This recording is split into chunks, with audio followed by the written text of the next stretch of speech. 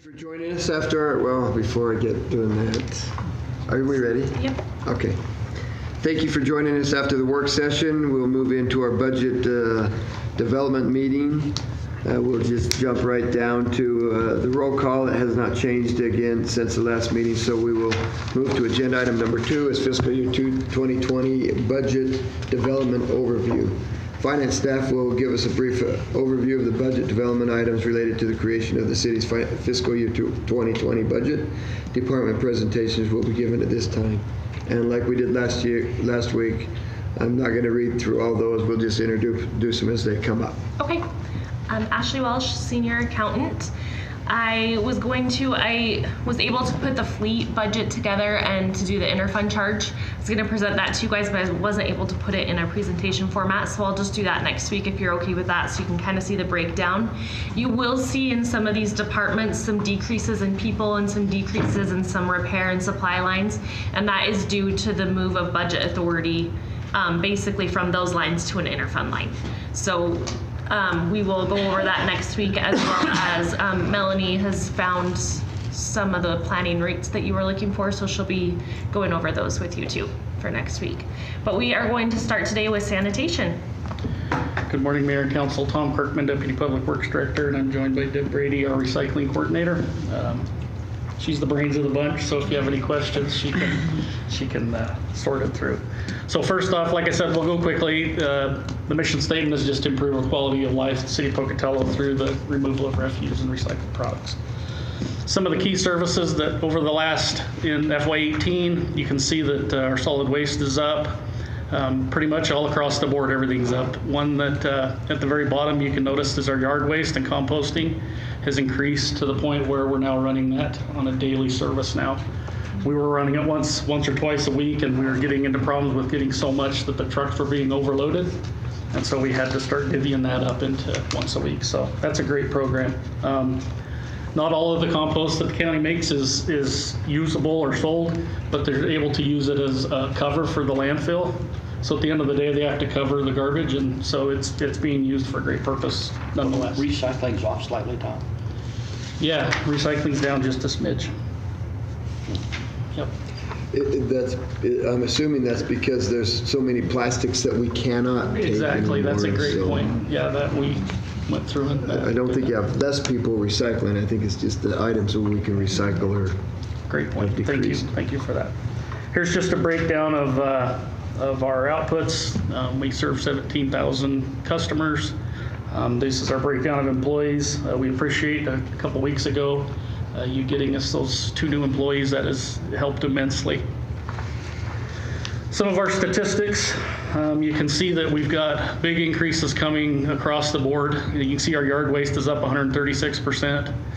So we're seeing big increases all the way across the board. We talk about our roll-off containers, which are kind of like our construction containers. We're seeing huge increases in those. If that's any indication of the amount of building that's going on, we're seeing very large numbers of that.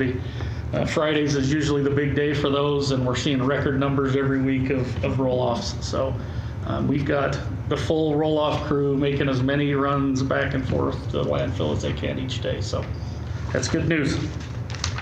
Some of our key accomplishments, like we said, our yard waste program has moved up. We still pride ourselves on providing service in 24 hours or less for anything. We remove improperly disposed of items, including tires, paint. Some of the services that we provide to the city at no cost is the leaf collection. We assist the elderly and disabled with pickups. We do Christmas tree disposal, and then our glass recycling program that we've really just had great success with. Deb deserves a lot of credit on getting that going. We're hauling glass to momentum at a rate that we were expecting, and we're only expecting that to grow. So we've seen really great. Are we going to have some other cities contributing to our glass program? I know we had a couple of communities reach out to us about having an ability to use our location as a bunker site, kind of. Some of those other communities just kind of found some places to put it. So right now that's kind of in limbo still. Okay. But I think that's something that we would be open to, I think, this being some sort of a little glass recycling hub. Have those other communities started a glass recycling, or are they just? I think Idaho Falls started one just a few months after we did. I think it's starting to catch on. So. Good. Do we sell them our containers? We may. We're getting to be so much glass that we're going to have to start upgrading the size of our containers. So absolutely. Yeah, if I you've noticed noticed, you've put out doubles in many locations, yeah. yeah, and that's something we can talk about when we get a little farther in. We're going to make kind of a shift in how we collect some of our commercial waste, and we'll talk about that in a minute. And it's also going to help with our glass program. So some of the issues and concerns, kind of the same things every year, is maintaining rates, funding capital. Our biggest capital is trucks and containers, and these poor trucks, they're like a street sweeper we've talked about before. Their world is to beat themselves to death, and so the guys do a really great job of keeping them up and running. And then the big thing is the recycling. That's that matzo ball that's hanging out there.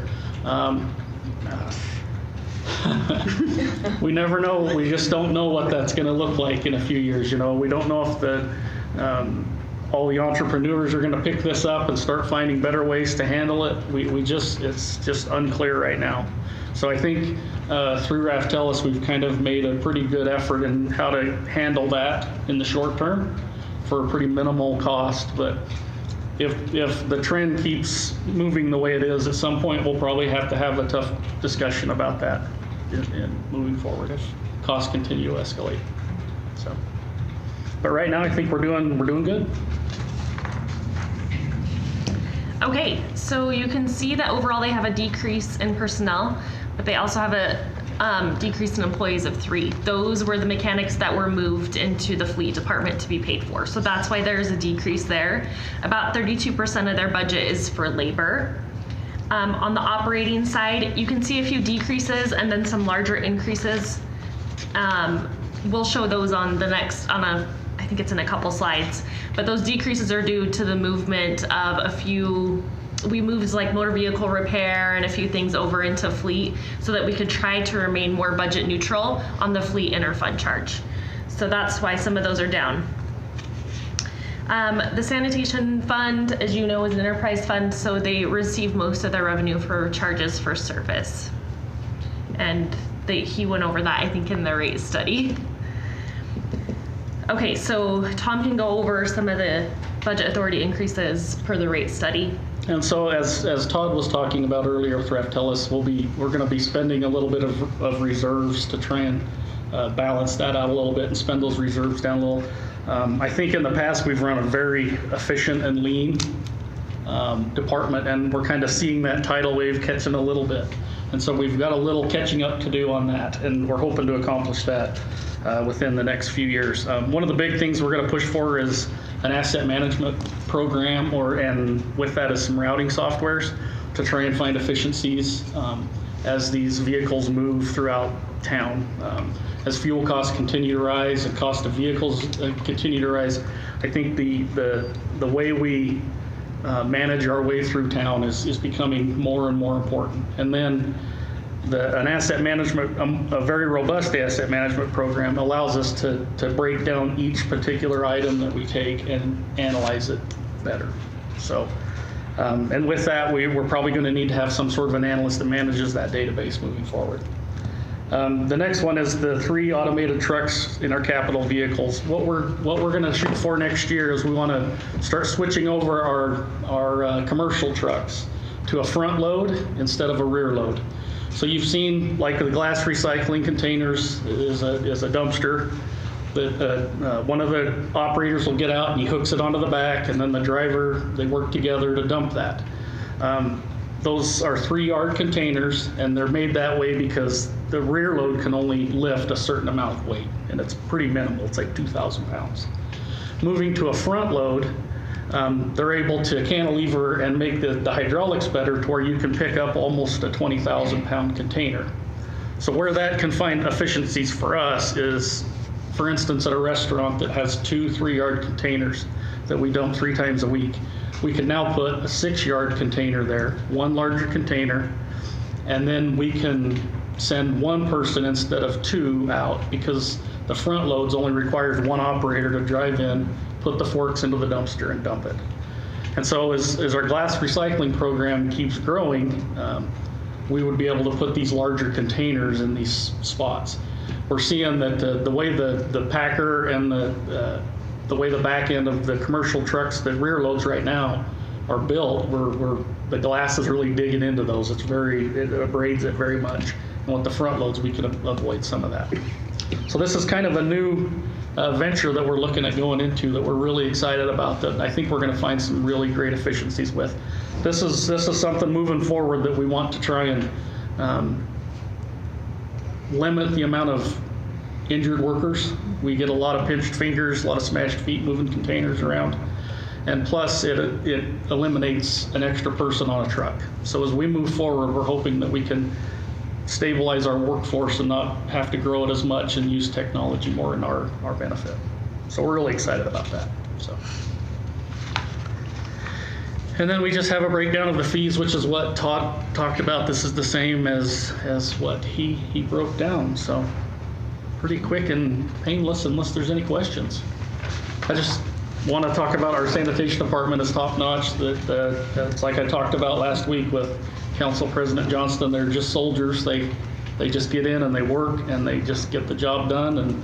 And we use the analogy as the Dutch boy with his finger in the dam. The garbage never stops. And so if it isn't dumped today, it's going to get dumped today. That's just kind of the way it is. So, any questions? Questions for Tom? Okay, let's bounce back up to your budget authority increases and stuff. Okay. Your requests there, and see what the council would like to do. So these are currently, when we asked for guidance, the enterprise funds were told to build based on the rate study. So these are already in the budget. Those are in the budget. Yep, and so based the on rates. rate study. Okay. Yep, the rates take care of these increases. And so we kind of just wanted to summarize some of the key points so that you guys could see what some of those bigger expenses were, so you didn't have to go through that whole rate study. But that's how all of the 3 presentations today will be. They're just going to show you what has already been added to the budget. And that includes the vehicles? Yes, includes everything. Yep. So that assumes we adopt the rate study as it was presented. Correct. Yes. Yep. And so if we need to make changes, we will update their budgets accordingly. Did you mention if you're planning on buying the trucks this next year, or is it over the course of the 4 years? We were going to try and purchase 3 vehicles in 2020. Okay. And then we're probably going to end up needing probably 4 or 5. We're still going to have some rear loads for like Old Town. We have, a lot of containers in alleys, and you just can't lift a dumpster overhead. So we're slowly going to start phasing out the rear loads, and we're going to start pushing the front loads. So this will be on a cycle that we want to get started. Sounds good. We're excited about it. We think it's going to be a pretty good game changer. We GPSed all the vehicles this year, and we've had just a lot of success with that too, tying into the asset management part of it. So we're finding efficiencies more and more as we dive into it. So pretty exciting. I found that I like the GPS when it doesn't affect me. How does that affect your operation? What's that? What did the GPS system do for you? So one of the great things it does is we get a lot of calls for people that say, "Hey, you missed my dump," Okay. and then we have to go back. I can tell you an experience that a friend of mine happened to. It's a friend of his. A friend of mine was complaining that his yard waste they had skipped it, and they hadn't picked it up. And so Tom, being the nice guy he went and looked to see what the GPS thing, and he says, "No, tell your friend that we were there at 7 a.m. because that's when we start." Or 7:30, I think. 7:30. His friend's so the first one on the route. The friend was the first one on the route, and he didn't realize that it was supposed to be out, because before it was, take it out with everything else apparently, and then you're good. But the GPS really screwed his friend up a little bit, or my friend up a little bit. But It's really good. It is a nice tool. And just to be blunt, there is a lot of customers that put their card out and then they fill it back up and say you missed it. And so this enables us His to friend say- didn't do that, by the way. His friend didn't do that. But that's enabled us to say, no, we've already dumped it. It's gonna, it'll be an additional charge, or it's been very helpful. I usually What- forget it, and I'm like, I forgot. The What's- other really good benefit, sorry. Oh, go ahead. The other real benefit we've had is at the landfill. So we bring a lot of material to the landfill. And so they have a big bulldozer up there that as soon as we dump, they push. And they push as fast as they can. And their EPA and DEQ requirements say they have to be kind of organized up there. So they put these 2 big barricades, and you have to dump in this location. Well, when you get all of the city of Pocatello's and all the surrounding communities, plus the residents all there, it becomes a kind of a traffic jam. We were able to go to the county and say, hey, some of these delays are just not acceptable to us, because we've been able to look at it on our GPS and say, we got a truck sitting for 45 minutes. That's not acceptable. And so they've made changes. They've been very cooperative, and they've made changes of how they direct trucks in and out of the landfill so that we can get our vehicles in and out at a bigger rate, at a better rate. So. And in the wintertime, we get a lot of people, well, this isn't sanitation, that complain about the road being plowed all winter long. And so Tom can go back and respond with that request of, we were there on this date at this time, and this date at this time. And so it really has been a good tool for the city to be able to, and it's protected the city quite a bit in different It's pretty areas. awesome because we just find new stuff every day that's cool. Are you also using it for route efficiency to see if it's the fastest route and all that? Yeah, and so right now our 2 lead operators kind of set our routes, and they do an awesome job, and they use the GPS with that to try and set those as best we can. But that's one of the reasons we want to look at this routing software. Is a lot of times it'll give you turn by turns. It helps with directing new employees, so there's less training time and stuff like that. But yeah, we're using it right now for routing at the 30,000 feet. We want to try and drop that down to ground level. Yeah, it would be nice to get away from the paper routes, where everything's on paper, to where it's more. Yeah. Super. Doing a great job. Any other questions? Thank you. Awesome. Thank you. All right, we are going to move on to WPC.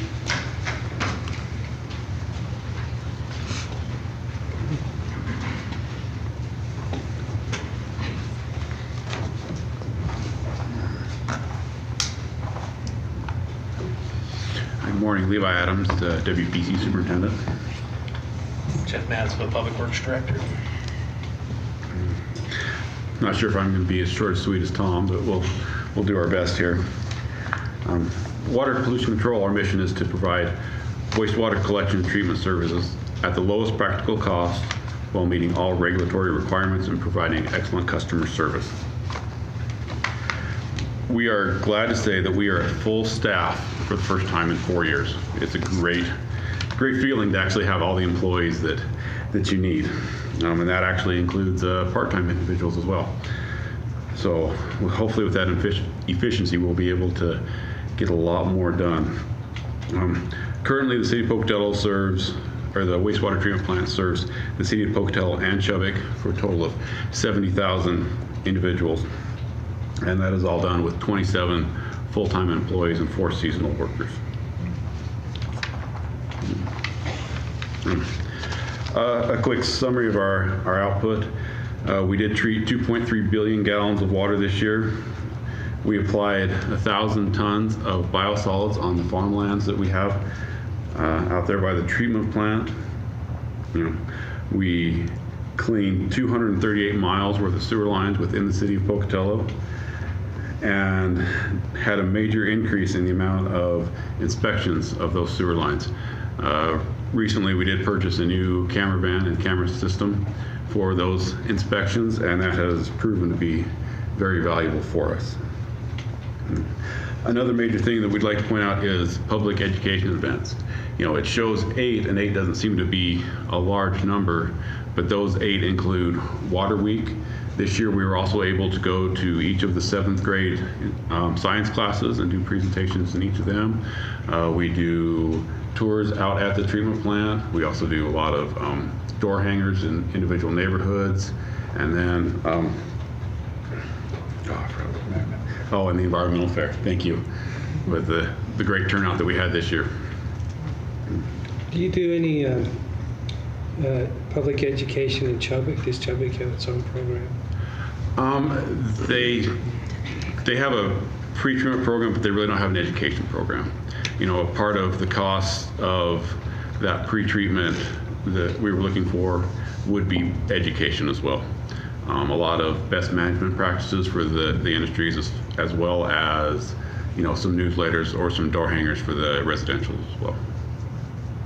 What do you do with the 1,427 pounds of drugs that were taken back? That's a joint effort between Pocatello and the police department and the county, and I believe Chubbuck as well. And those are taken down to Salt Lake for incineration.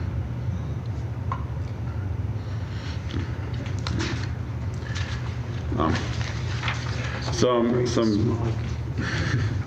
measures of efficiency. We did have our first audits from DEQ. Normally we are audited by EPA, but DEQ has taken over primacy for our permit. We had that for both the treatment plant as well as our pre-treatment program. We replaced discharge pipe, primary treatment plant out at the treatment plant.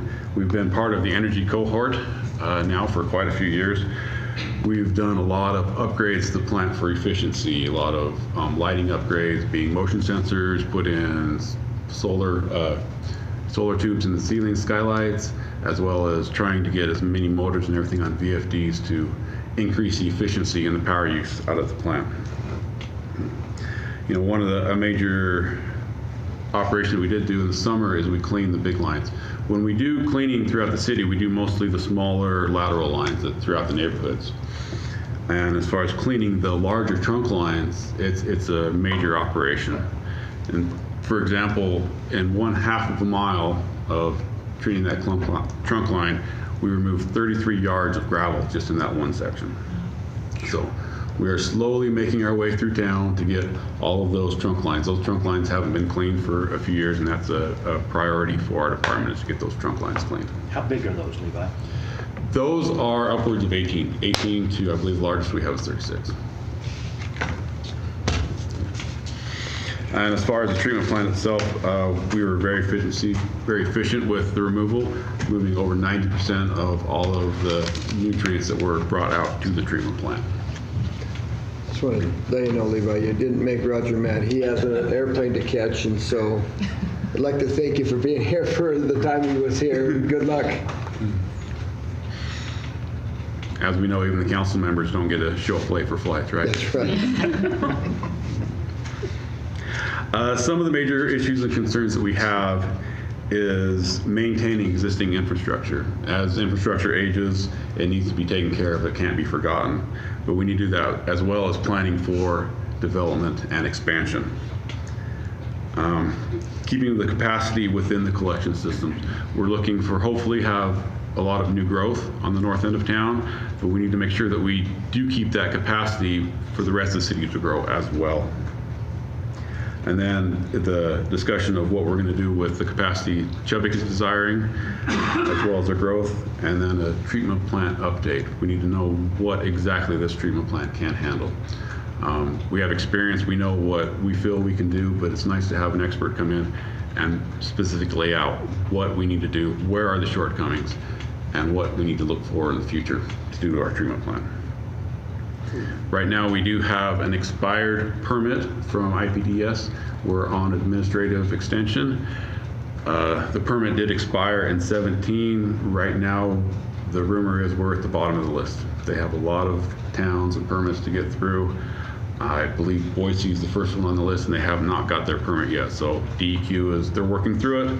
It's a learning curve for them as well, so we need to be patient with them before we know what new regulations we'll have on our permit. But we're having discussions though, and so we kind of know what's happening, and so we can make some adjustments now instead of take it all at once. Or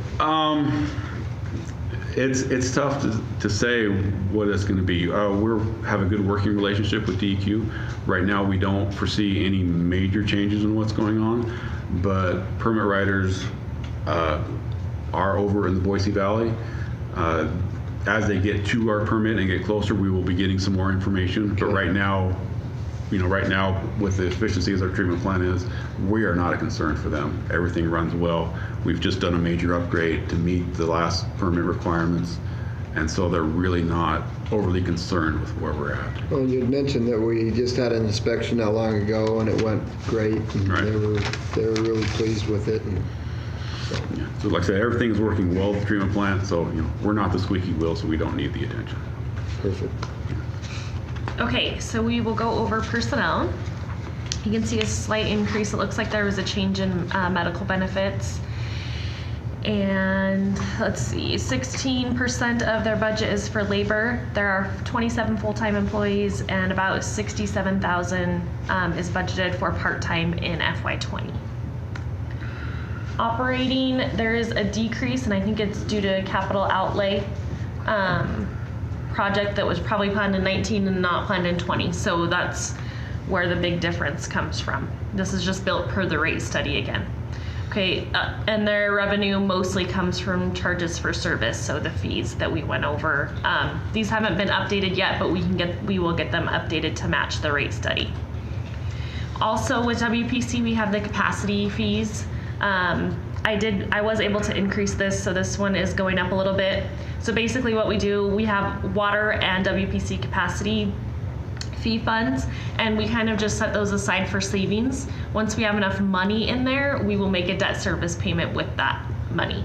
So we're looking, water should be close to being able to make a full payment on their debt next year. So that's something, it's kind of just like a savings account that we set aside, and we're able to make debt service payments with that. Okay, and so here's the debt service. So you can see the debt service payment, the principal and interest, and basically we just transfer the money from WPC into the debt service fund to pay for that. It's just kind of like according to our bonds, they want us to have that in a separate fund so that we can just show that it's all for debt service, and so that's why we have it in a separate fund. Okay, I'll let Levi go over this. This is some of the capital improvements that we're going to look at. The first one, the large one up top, that is the cure in place pipe. That is how we rehab a lot of the sewer lines within the city. Rather than having to dig it up and replace the lines themselves, we're able to reline the existing lines and increase the age by up to 50 years.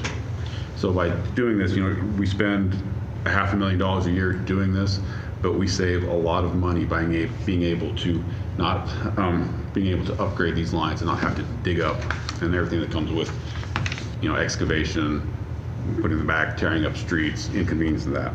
Does that process change the flow or the capacity of that line? It does very slightly. The diameter or the wall thickness is about anywhere from 1/4 to 1/2 inch. So there is a small loss, but the amount of age that you can get out of those lines is well worth it.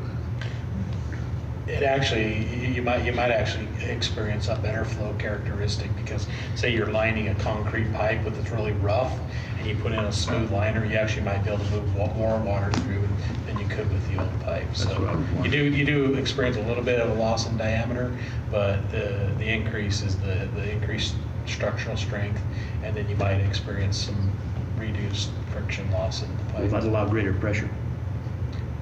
There's no pressure on the sewer line. It's all gravity, so the pressure issue isn't an issue. It's just the friction on the flow. Okay. And like that project, we should hopefully start this summer, and it's a very interesting process to go watch. And when we get that out, we'll let you guys go and maybe go and watch it. It's quite the process to reline that. We try to do that project every year. We try to do a certain stretch of CIPP. They go out and they camera all the lines, and then they determine which ones are in the worst condition, and then that's how they determine which ones they're going to do that year. A lot of the mileage of the CC inspections were for that particular process. We'll go through and we'll identify the lines that do need to be repaired. And we do need some upgrades to a couple of the lift stations and some discharge lines. A lot of these projects were laid out in the facility plan for the collection systems, And so these are projects that have been in the works for quite a few years. Out at the treatment plant itself, we do need some work on some of the older buildings that are out there. Some of those metal buildings were put up in the early 80s, and over time, the metal buildings are just starting to break down. We're keeping them up and running as long as we can, but we are going to need some new roofs on a couple of buildings and then some coatings on the outside to help protect them. The vehicles go, the major vehicle that we're going to do is we do need another jet truck. We ended up working a lot of overtime last year to try to get the amount of sewer lines cleaned that we did, because we had a failure in one of the jet trucks, so we were down to one instead of having the two that we normally had. So we do have this new jet truck, hopefully budgeted, to come through to get through all of those sewer lines and then hopefully clean some more of the larger trunk lines. Is JET an acronym? What does No. that stand for? Why is it called jet truck? It's because Track racing. it's like, because it uses water jets to clean the line. Okay. So you have you run the hose down line, and it has several small high pressure nozzle jets that pull and clean the debris out of the sewer lines. Okay. And then we do have a pretreatment vehicle in there as well, and that will be pending on whether Chubbuck takes over or we take over Chubbuck's pretreatment, and all of the funding for that particular vehicle will be from the fees we charge Chubbuck.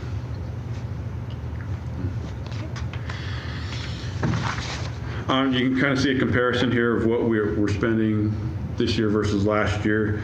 Overall, we do have a decrease in the capital project or capital expenditures. A lot of it has to do with the large projects that we had budgeted for at the treatment plant last year. And then again, you see the request for personnel. That person again would be fully funded by the rates that we would charge Chubbuck if that was to be approved. And then again, the rates here that we've covered thoroughly, I believe.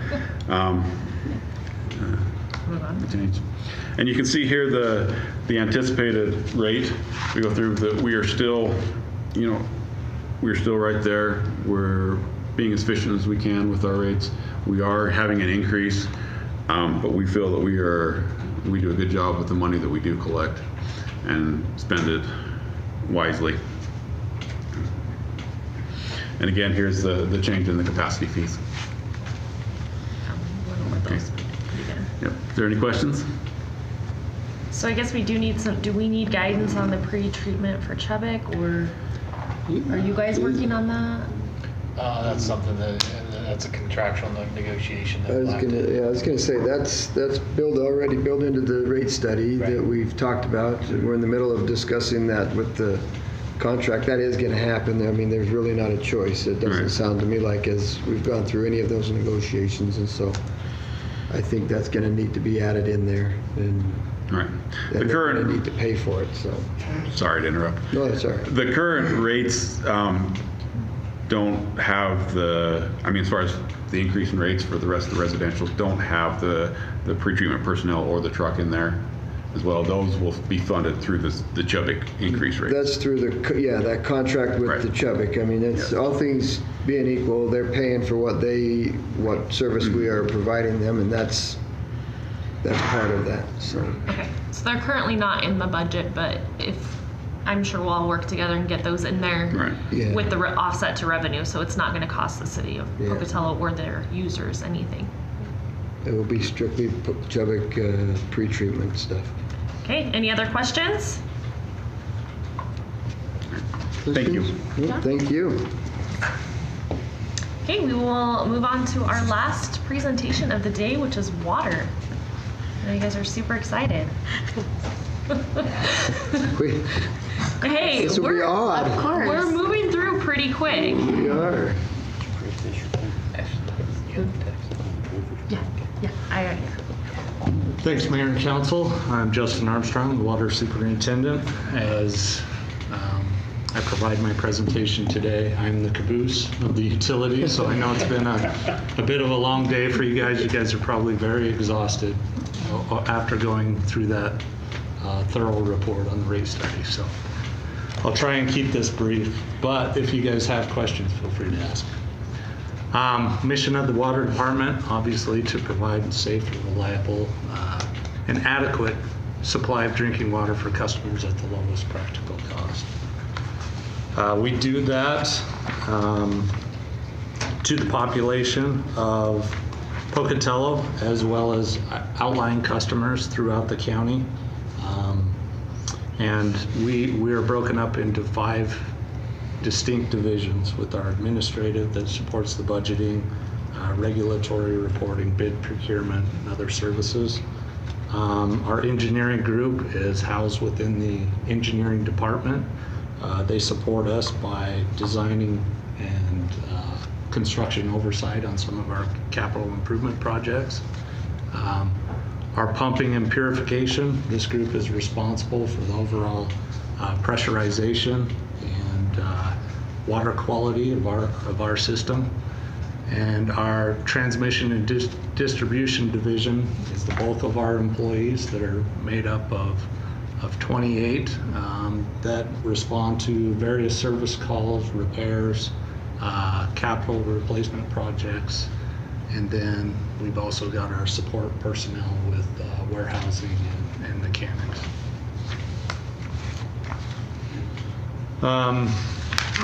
Overall, we maintain 278 miles of pipe.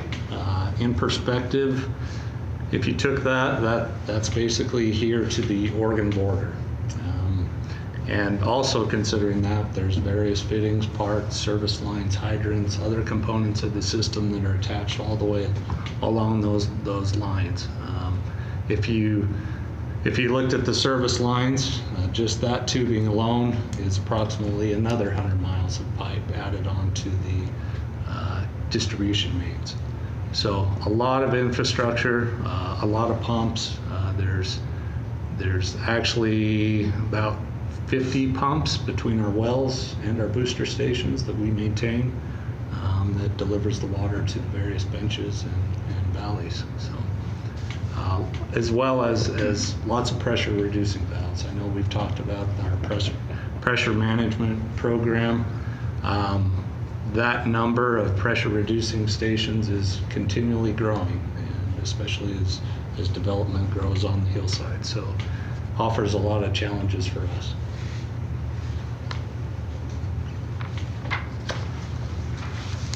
Key services that we provide. So we produced 4.8 billion gallons of water last year. That's right at our 10-year average, our 10-year trend.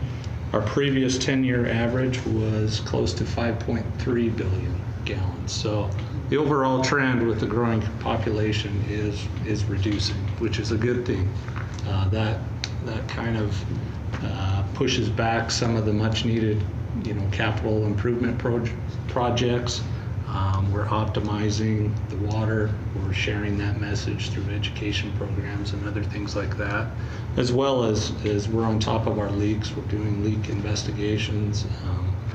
We're getting more accuracy with our metering and other things, and so that's a good thing.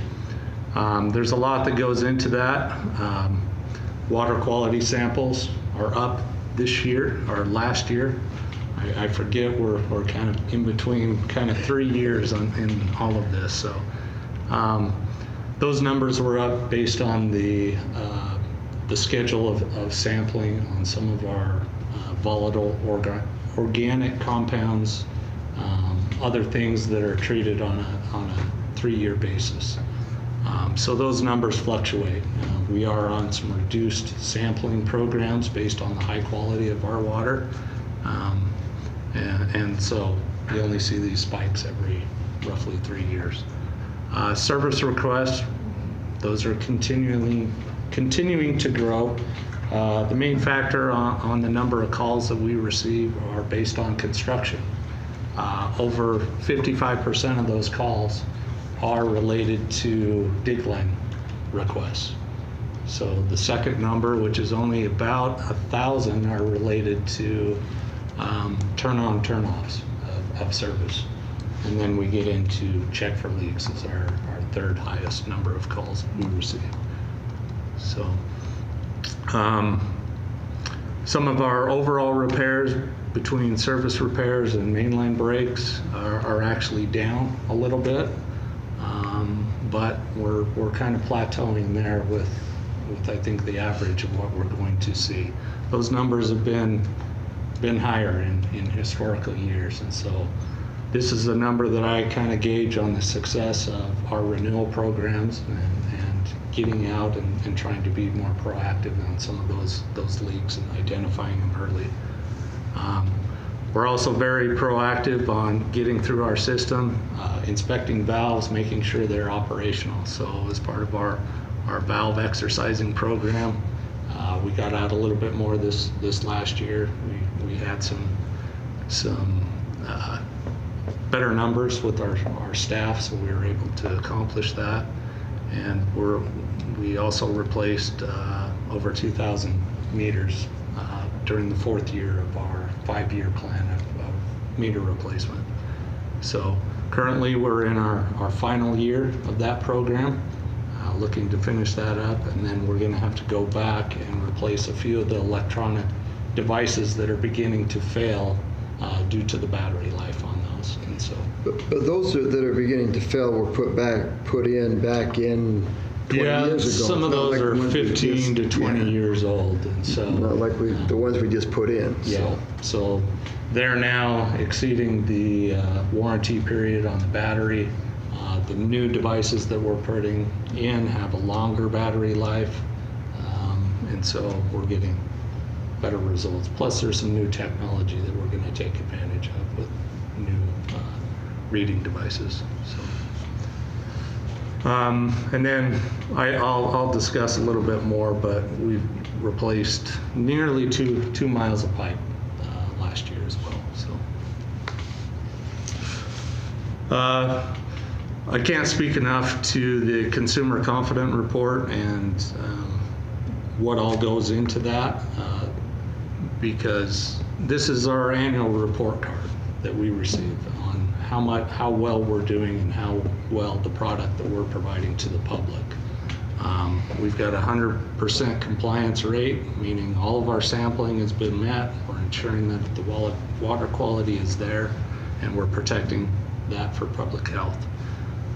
Our employees take that very seriously, as they go out and they repair these mains and flush the system and ensure that they're testing that to make sure everything is within compliance. And so we put a lot into that. Our system integrity is right in the average range. Overall, in comparison to some of the benchmark studies within AWWA, we're right in that medium percentile of about 11 leaks per 100 miles of pipe. So it's slightly up from last year, but it all depends on certain conditions of freeze-thaw effect and the ground movement and things like that. So we also try and maintain reasonable water rates when compared locally. We try and match the average annual CPI adjustments and maintain that to get what we need done.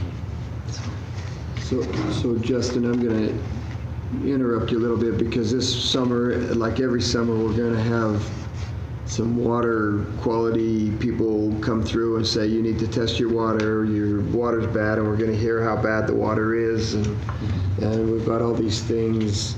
But with a report card like this, that we're in good shape with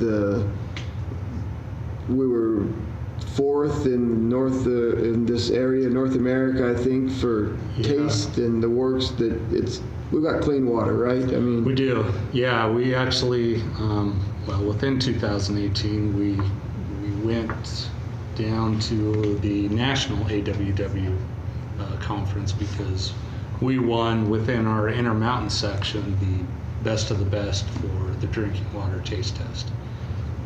That means, for one, to qualify for that, you've got to have no reported violations within your drinking water system. You've got to make sure that all of the parameters and constituents are being met by those federal requirements and below the MCL level on those drinking water constituents. And as we participate within all of these various regions through North America, I mean, there's sections within Canada and Puerto Rico and some of these other areas. We were actually recognized within the top 5. So we take a lot of pride in that. That was really great. I think that's something to let everybody know every chance we get an opportunity to. But when the council hears that, you know what, the water's no good, it's got all these chemicals and stuff, what's the easiest answer for the council to be able to say, well, really? Because I'm sure council's going to get that question. It goes through very stringent processes through the federal and the Safe Drinking Water Act. They regulate that very tightly to ensure that all of the water quality standards are developed based on certain constituents that might impact the public health and safety. Yes, we do have hard water here. We know that. As we extract our water from the ground, there's a lot of minerals and other things. We like to say that we don't charge extra for those minerals. Those are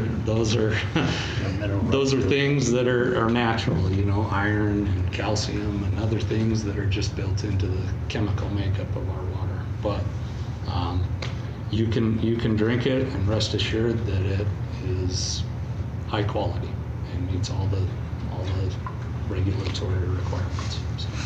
Your earlier slide, you said you had 21 wells in use. What have we got, 2 that are not in use? So those are active wells that we continuously monitor. There's actually about 2 wells that are inactive due to certain levels of contaminants that have exceeded, and those impacts have been more related to nitrate contaminants. So as they approach those high levels, we run the risk of possibly going over within that sample period. So we'll actually take those offline prior to reaching that. So we try and minimize that risk, but we've got other sources that we can pull from and increase production. It just may not be the most efficient source as far as, you know, energy to water produced. Is there any need to look at treating those wells to give us a greater supply of water? There may come a point, for sure. I don't think we're reaching that threshold now because, you know, we are looking at productions that, you know, aren't going above those averages. And I can speak a little bit more to the, you know, how much we produce. We produce about 13 million gallons a day on average. During the summer months, we produce up to right around 32 to 35 million gallons a day. So our demand nearly triples in the summer months. And that's what sizes all of our facilities. We have the total pumping capacity up to 54 million gallons per day with all of our sources. That's if you were pumping at full capacity from every one of those sources. Out of those 21 active wells? Mm-hmm. Yeah. So almost a 2-to-1 ratio. You're almost 50% then of capacity. Just barely over 50%. Right?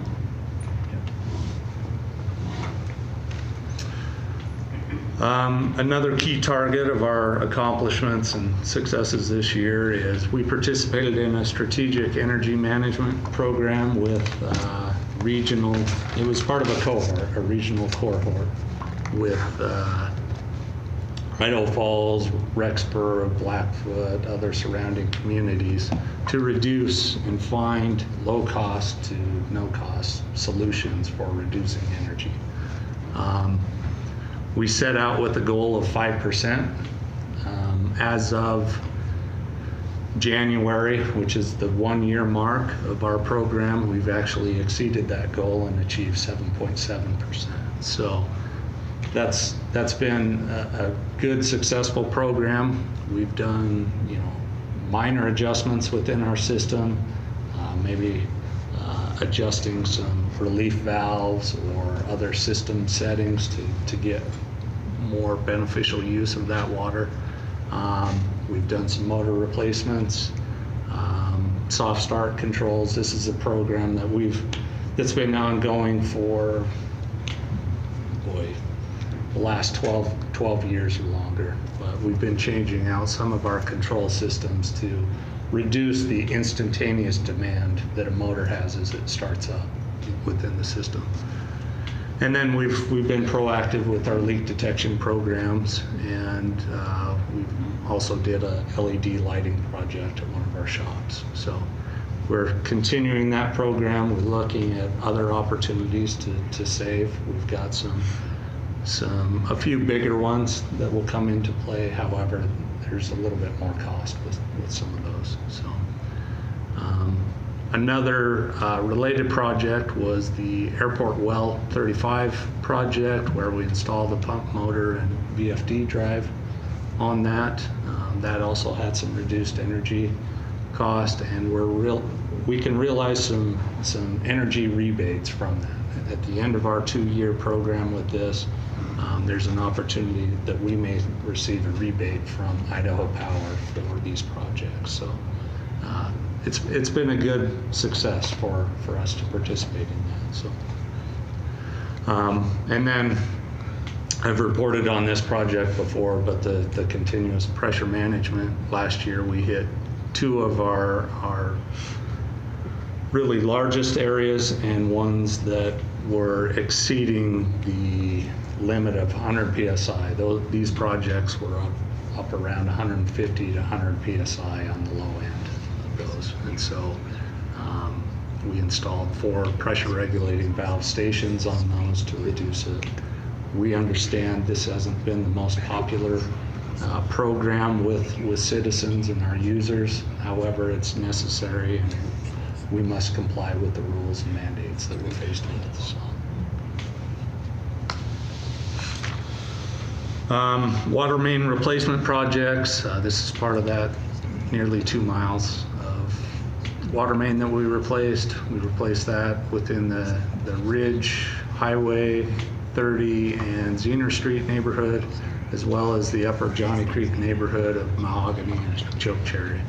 A lot of these projects were identified based on several factors, not only age and condition, but the impacts of the potential failure, as well as the necessity to meet fire flow demands.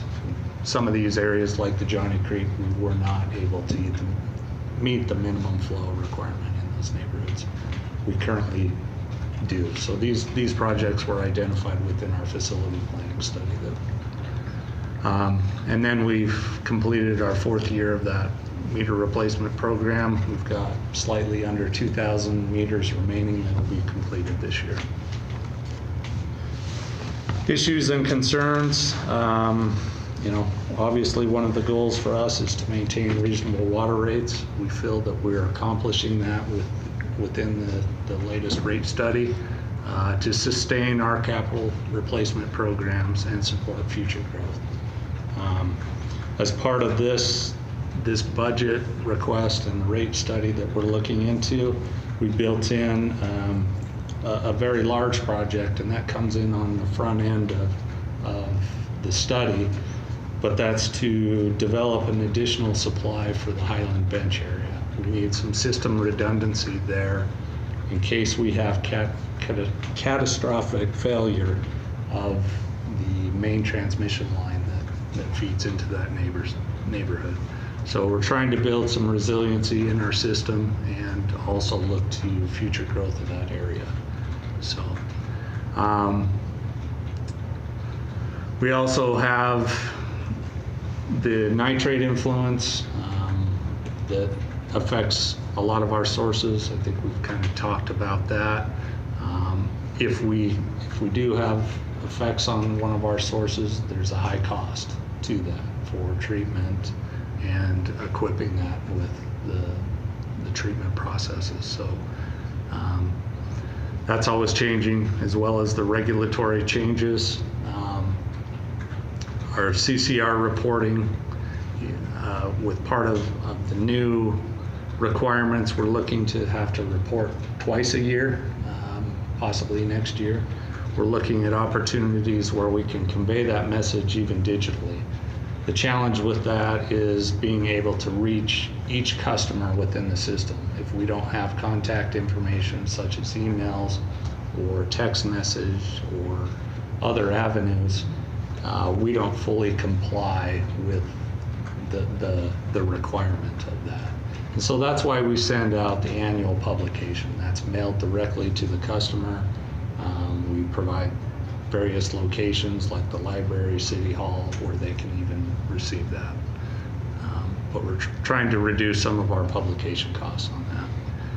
And recently in October 2018, as part of the new American Water Infrastructure Act, part of the requirement of that is to provide each utility must create a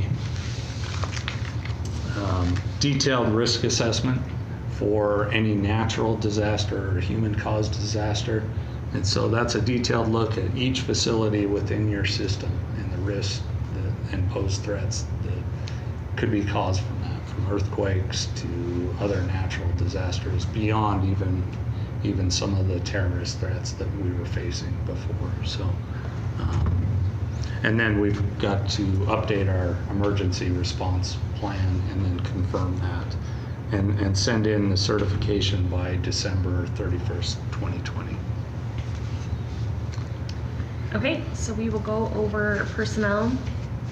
You can see an increase. We did an increase overall, but an actual decrease in full-time positions to 2. Those are the 2 mechanics that we moved into fleet. Overall, 20% of their budget is for labor. You can see the operating, there is a big increase that is due to that capital project that Justin was telling you about that is going to happen in 2020, and then they kind of, they're not as big for the next years as they go down. So it was kind of a front-loaded. Yeah, and that's a use of reserves to fund that. So we had some contingencies within the last rate study to kind of build just in case we had a large development come through in the anywhere throughout town. So. All right, and their revenue mostly comes from charges for service, which we looked at pretty thoroughly in the rate study presentation. So they also get the capacity fees. They are projected to go up, and so like I said earlier, we should be able to make a debt service payment next year with the monies that are sitting in there. The debt service for water is about $618,000 principal and interest, and we just do the same thing as WPC. We transfer into the fund. So I'll have Justin go over these. Yeah. So as far as budget authority, this is currently built into the rate study of a revenue increase of 3.5% plus considering the 0.5% of growth. And so some of the big differences, and I just wanted to show this between our 3 funds. Admin, there's actually an overall reduction. The largest impact with that is the one-time expense of funding the rate study. We've got a few other transfers and other things that are coming out that are reducing that number as well. We have requested an overtime increase within our transmission and distribution, as well as our pump and purification division. That is due to the fact that we have not increased these budgets well beyond 15 years. And there's been some compensation adjustments within the comp plan and other things, and these naturally don't rise based on those other trends. And so we're asking to adjust those. Those are fairly minor amounts of about 10% of our existing budget. We've also built in the water operator licensure incentive that we presented and discussed a few months ago. And then we've got some movement of some of those vehicle repairs and tires and other components that were built within our budget. We do have an increase to our vehicles and heavy equipment. We have a 22-year-old unit which is a asphalt reclaimer. That's something that we utilize on the front end of our projects to grind the asphalt, or even in the winter months, we grind through about 18 inches of frost that gets down through it, because once that frost sets up, it's harder than concrete. It's really hard on the machines, and so just getting that 18 inches down helps us greatly. To reduce that unit, or to replace that unit, we've looked at a direct replacement, and that direct replacement was about $450,000.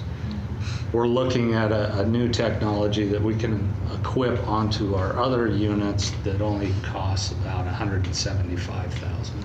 And so that's what we're asking for within this.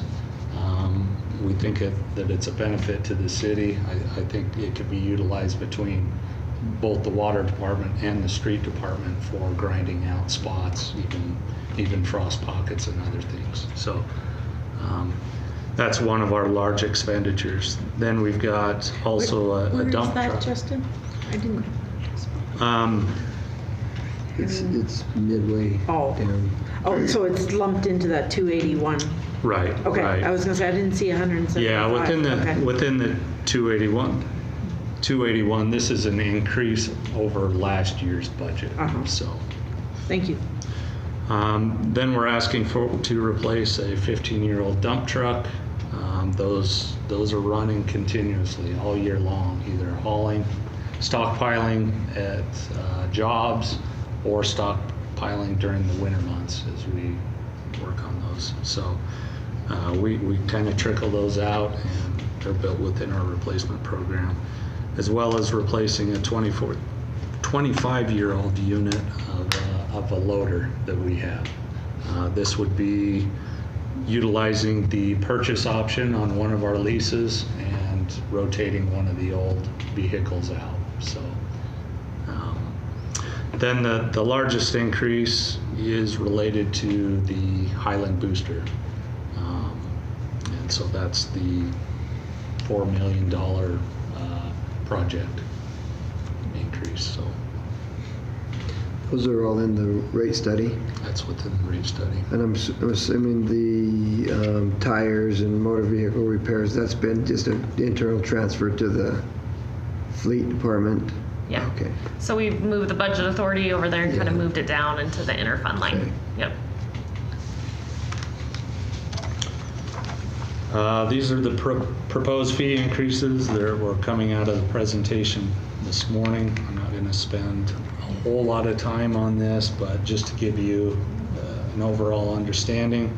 And this might help address the question that Councilman Bray was asking this morning. A lot of the base service charge is based on the line, as if that line was there and nobody was home. There's still maintenance on that line. There's still other charges related to maintaining the meter, maintaining the service. There's fire protection, other backbone facilities that are based on this base fee. So if you have a customer that heads south for the winter, that doesn't mean the service that we provide ends to his property while he's away. And so we've got to be able to recover those costs a little bit different than our volumetric rate that we produce. So these are those volume charges. They're all based on various customer classifications. This is an overall look, kind of the percentage split of an average single-family monthly water bill.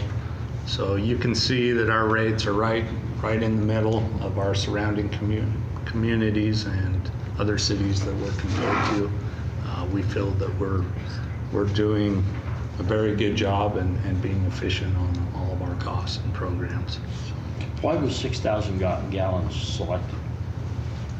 Why 6,000 gallons? That's kind of the median utility bill throughout the year. Throughout the year, not just summer or winter. So you fluctuate heavily between your winter, which is kind of the winter average is about 4,000 gallons per month on the utility bill. That's even what your sewer charges are related to as well.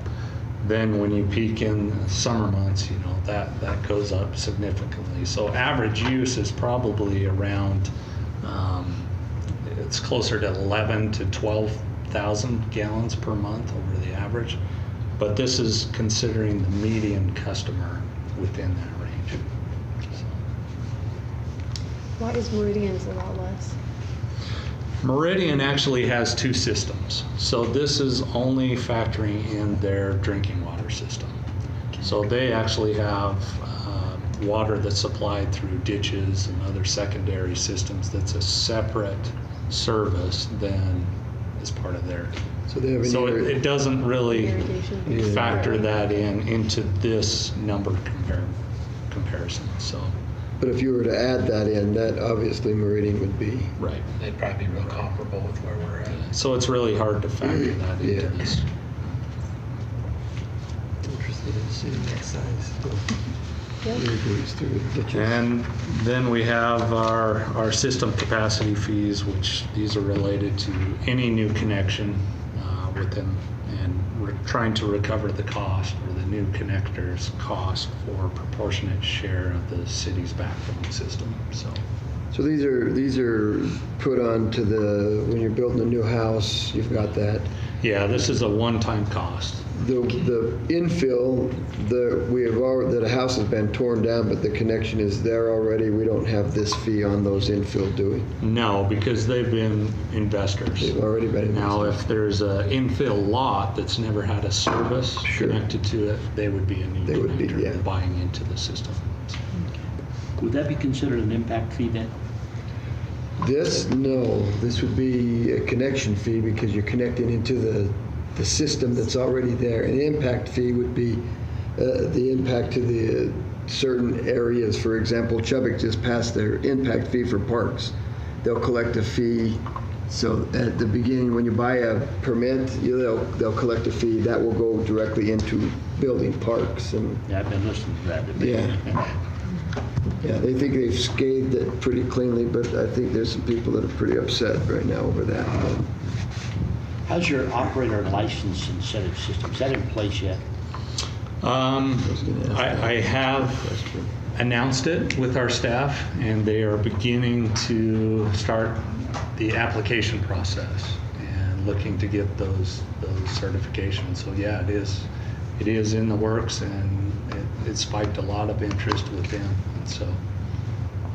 I'm glad you asked that. I was going to ask that question. Also, the question I had is it spiked some interest. Do we have enough in there for that? Because I remember there was a debate of how many people would take advantage of that. Mm-hmm. From the interest you're hearing, is there enough budgeted for that? Yes. Actually, within these, this is considered the initial year, which is recognizing those that have already gone above and beyond their base requirement. Plus, we're considering the current ones that are looking towards applying, and we've recognized those as well as added, about 2 or 3 employees within each division that are trying to take advantage of that. Okay, So address the same thing. Yeah, I was just going to ask. So you feel like we've got enough money budgeted in the water for the interest that you've seen so far? Mm-hmm. Levi, you're back in the corner. What is your opinion of that? I agree. We do have enough budgeted for that. I've had 2 people pass tests to move up. They're not quite getting to the incentives yet. And I've had 4 different applications from other members of the crew out there. So you have about 6 people in your organization out there that has taken advantage of this. And is the interest, are they gaining more and more interest, or is it? It is gaining more interest, and I think especially after that first check comes through, when people see that it is a reality. We've talked about things before. Yes, we're going to do this, but when the reality of the check comes through, I think that's going to create even more interest. Probably the same thing in water. And so next year we'll probably want to look and see about increasing that some. It's something I think both of you need to probably monitor and just pay attention to. If you get more and more interest, then we probably need to increase. If not, then. This was also the heavy year. Yeah. because it's the first year and rolling out. Any successive years of recognizing those kind of after is just a maintenance of them maintaining that licensure. Yeah. So. Okay. That's Any good. other questions? Thank you. Okay, so our next meeting is next Thursday, May 16th. We'll start at 9 o'clock.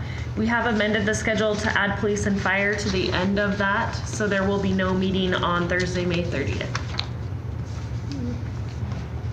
Okay? Great news. Sounds good then. Thank you very much. Thank you for joining us and for viewing this on TV if you're out there. And with that, we are adjourned.